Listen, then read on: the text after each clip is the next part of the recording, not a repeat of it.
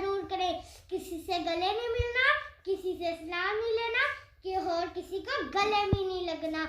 इससे हम corona virus से बच सकते हैं और अल्लाह ताला से दुआ करें कि हम कोरोना वायरस से बच सकें। आमीन।